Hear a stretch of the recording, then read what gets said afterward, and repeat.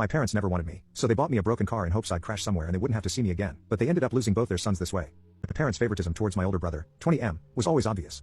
He got a car for his 18th birthday. It wasn't a new car or anything, it was a 20-year-old Lexus that was in pretty good shape, and he rubbed it in my face for the rest of his senior year of high school. Compared to my brother, I get just as good grades as he does, sometimes even better.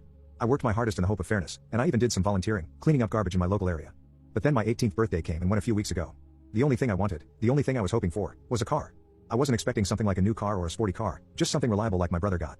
But the party wasn't anything like my brother's 18th. For his 18th, my mom baked the cake herself. It was a delicious layered chocolate pudding cake. For mine, I got a sheet cake from the supermarket.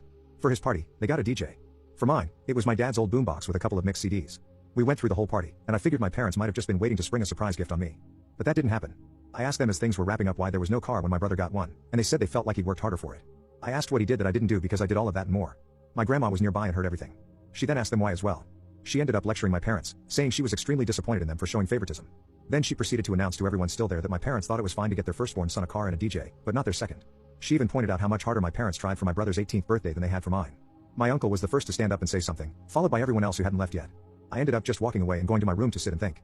I got a few apology calls from relatives, and my grandparents convinced me to go out with them for the evening. But when I got back, my parents were pissed and told me I had shamed them in front of the whole family. I just walked past them because I didn't want to fight. The next few weeks went by with the silent treatment between us. Then, a few days ago, my parents suddenly surprised me with a white '98 Subaru Legacy that runs great. They practically threw the keys and the title in an envelope at me and said to have fun. I got the car, and they're paying for insurance for the next 6 months like they did for my brother. I know a car isn't really a right, but a privilege, so I feel like I've essentially blackmailed my parents into getting me one. Update 5 months later. I've not logged onto this account in roughly 5 months, so now I can tell you all the rest of what happened before college starts. But before that, there are some things I want to address from previous commenters. I literally needed a car because there was no way for me to get a job without one. I had no personal transportation and live over 10 miles from the nearest bus stop. So for those who kept telling me to give the car back because they think I was either too spoiled and should accept that life is unfair, or that I shouldn't take handouts, or that I shouldn't accept gifts from crappy parents, please just stop. My inbox was so crammed full when I logged back on that it took some time to go through it all. It doesn't really matter anyway though. I did get a part-time job that later went full-time for the summer after I graduated. But 3 weeks into working part-time, the Subaru blew the head gasket while on the highway at about 45 miles an hour. The temperature gauge redlined, and I had to pull over and call for help. My grandparents took a look at the car and found that someone had run a lot of gasket sealer in it, and it was still in the coolant. The car was basically band-aided back together before my parents bought it and was then barely hanging on by a thread. It drove great, and I was never pushing the car hard as I'm kind of a slow driver. My parents claimed no prior knowledge of the problem, but their only real reaction was to shrug and say it was karma for making them get me the car in the first place. That was a mistake because my grandparents were right there to witness it, and they tore into my parents like none other. My grandma told me to go wait in my room and let them sort it out. It was 2 hours before I was called back into the living room. My parents were on the couch and looked like they'd been metaphorically hit by a truck. My uncle and 2 other relatives were there now too. My grandparents had gotten it out of them that when they bought the car, they just looked for the cheapest thing they could find close to the area that still ran and bought it, no questions asked. They didn't even bother to inspect the car, let alone properly read the ad for it. My uncle, who knows a thing or two about cars, told me that the engine would basically need to be rebuilt because the head gasket warped the block, and it would cost more than the car is worth to fix it. I had to call into work and tell them I was unable to make it in because my car was fried. They understood and basically put me on a sort of unpaid leave for the moment. Now, I want to point out that I had no involvement in what happened next. My grandparents just told me to chill for a while and let them and my parents take care of this, and they did. A few days later, they came back with a 1999 Honda Civic hatchback with 180,000 miles on it. It was white like my Subaru and drives great. It's not all-wheel drive like the Subaru, but it's great on the road and gets better gas mileage. There was also a list of all recent repairs done to the car, including things like a new radiator. My uncle also went over the car before giving it the okay, and I thanked everyone profusely. My parents, though, were not happy for me at all. They said very little and just walked away. There wasn't even that vibe they had last time of acting like they were giving a new toy to a brat. If I could put it into words, the way they acted was just pure defeat. The Subaru got resold later for $400, as that was the best we could get for it with the blown head gasket. That money was put into my savings. That's only one half of what happened, though. You see, when I said I did better in school than my brother, I wasn't kidding. My brother got a 30% scholarship after he finished high school, while I got a 50% scholarship. Not at the same college, of course, but at one comparably good that was also closer. To say my parents were shocked is an understatement. Of course, they just both looked unhappy as soon as the shock wore off. I decided it wouldn't be a good idea to poke the bear by asking them about it, but my grandma thought otherwise and poked that bear, and I mean really poked it. First, she asked if my parents were happy for me. They claimed they were, but it really didn't show in their attitudes. So my grandparents finally asked what their problem was. Why did they dislike me? Their second son was doing great, even exceeding expectations, and they can't be happy about it? Did they want me to fail? Were they hoping I'd fail? What is the deal? My mother looked really upset, and my father couldn't look me in the eyes. They both meekly said they were happy for me and managed to say they wanted me to take the world by storm when I go to college. They even said they'd help pay some of my tuition as well, just like they are for my brother. My grandparents sharply said that they had better keep their word because there should never have been any favoritism, period. I thanked my parents for their help, received a light, if not limp, handshake from my father, and a very stiff hug from my mother. It all felt so forced. I was and still am extremely thankful for the car and the tuition, but my parents just drained the room of all emotion. I ended up asking if my grandparents knew what it was that made my parents act this way. I asked if I was an accidental pregnancy or something. They gave me the "it's time we told you" look. Well, I'm not adopted like so many asked, but I was unplanned. Sort of. You see, my parents wanted both a girl and a boy but got 2 boys instead. My brother came out as a boy, so my parents were really hoping to get a girl on the next go. They had a prior agreement to stop after 2 kids. They never got a girl. My grandma told me they refused to find out my gender until after I was born. They were convinced I'd be born female, and they bought a lot of baby stuff for a girl. But they didn't get a girl.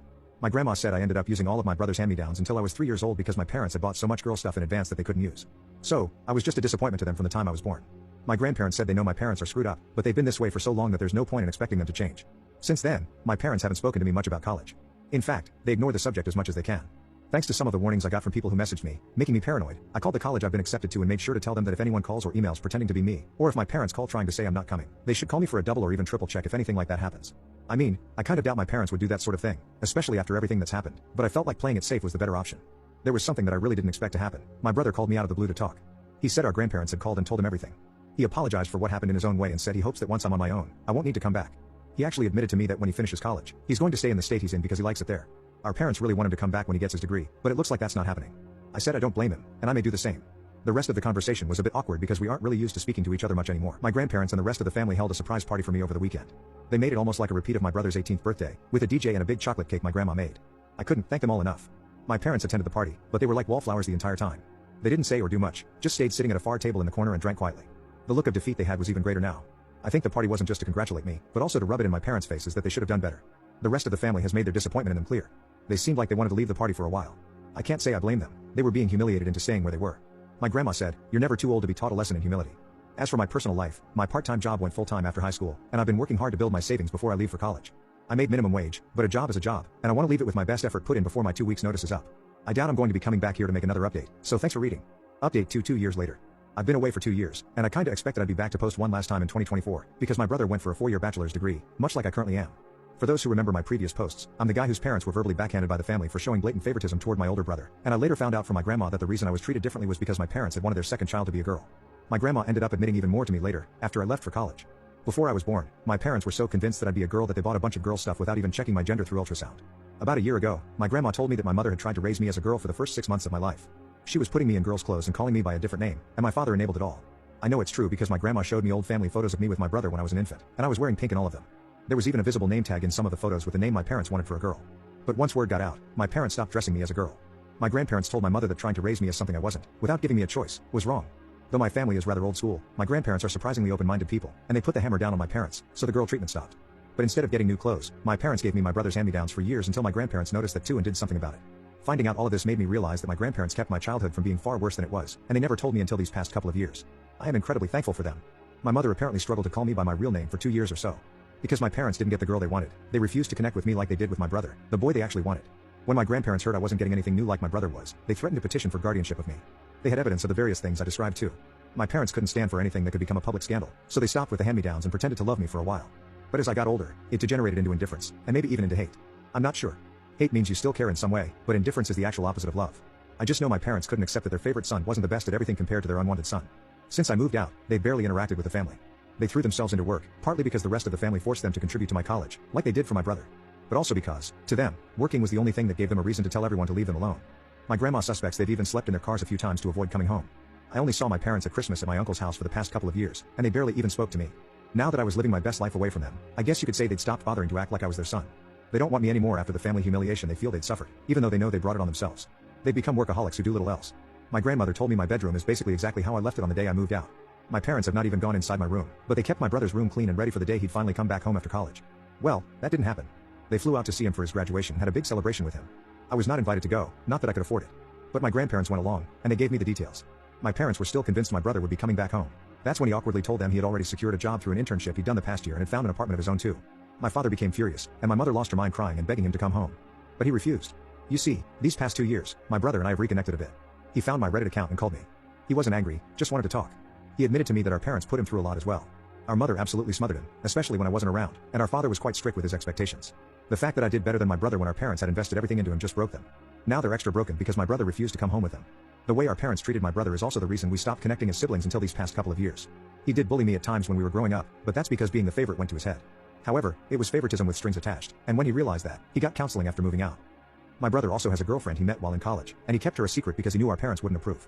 When they eventually found out, they didn't approve, and my mother even referred to his girlfriend, whom she hadn't even met, as a SLT. My brother blew up at them over that. His girlfriend is in nursing school and a year from graduation herself. My brother says she's the best. I've never met her, but she sounds wonderful from how he's described her. My grandma told me my mother went so far as to hire a private investigator to find out who my brother's girlfriend was. She was irritated to learn that the girlfriend was squeaky clean and from a good family on the same side politically too. In her mind, the girlfriend was the reason my brother wasn't coming back, even though he made it clear he decided that before even meeting her. My father had become stoically silent about it, from what I heard. However, my mother let it slip to my brother that she'd hired a detective, and my brother gave our parents a piece of his mind. This led to a whole argument about how they gave him everything and how he was ungrateful for not coming back. But he called them out, saying that being the favored child is of use too because they nearly made him like them.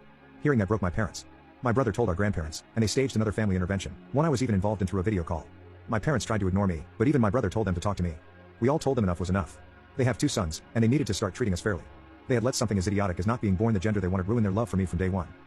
Pardon my language on this next part. My father hit his breaking point and yelled, "You want us to admit we effed up?" Well yeah, we did. What do you want us to effing do? Effing time travel? We're paying for part of his effing college too. What more does he effing want from us? Things ended very poorly in that intervention. My mother cried and said she was sorry to me, but I still didn't feel her heart was in it. She didn't spend much time apologizing to me at all before moving on to my brother through the phone he was video calling from. She spent a long time crying and apologizing to him until he told her to go back and actually apologize to me like she meant it. That's when my father grabbed the phone and shut it off. Then he just sat down and told everyone to leave. The last thing my grandparents said to my parents was that they were so disappointed in them, and that maybe losing both sons would show them they should never have favored one. Right now, my parents are not on speaking terms with the rest of the family. My grandma heard a rumor they might be planning to move, but they have a paid-off country house and great careers. I feel like they'd be fools to move, but since my brother isn't going back and I'm likely not either, I suppose it's not really an issue. I kind of doubt they'd welcome me if I came to visit after all the crap that went down. I am still thankful to them for helping pay for my college. My student loans were significantly reduced thanks to them. But as parents, I think we can all agree they just didn't do a good job.